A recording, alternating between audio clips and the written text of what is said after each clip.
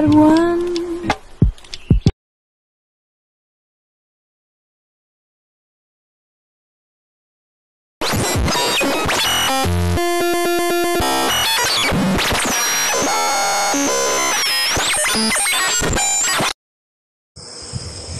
Japan launched a surprise attack on the Philippines on December 8, 1941.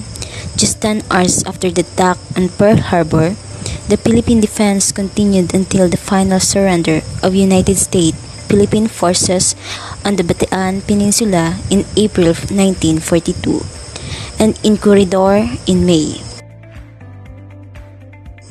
100,000 of Filipinos died, both military and civilians.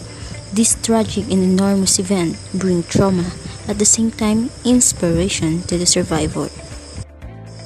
Jose Serrano are included to the more than 70,000 US and Filipino soldiers who were forced to participate in the Bataan Death March. More than 5,000 men died because of starvation, dehydration, disease, and brutal violence as they marched 4 days in tropical temperature over 100 degrees with no food and water.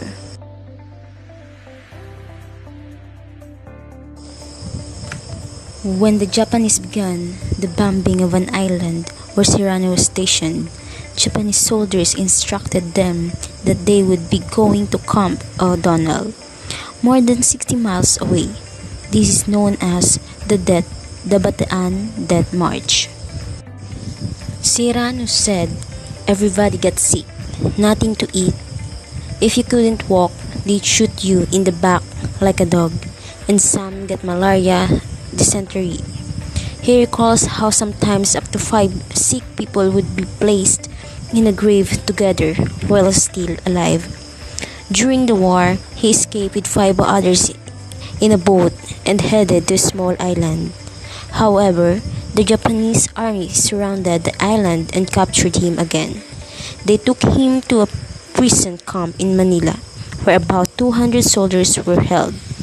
While their people became deathly ill from malaria and dysentery and starvation, Serrano plotted with others for another escape. They ran into a mango tree every 3 minutes. When the soldiers noticed their escape, they opened fire, shooting Serrano in the leg while the other were left behind hit gunfire.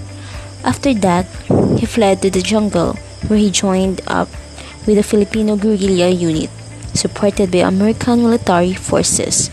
They begged for food in nearby villages to survive until liberation care in 1945.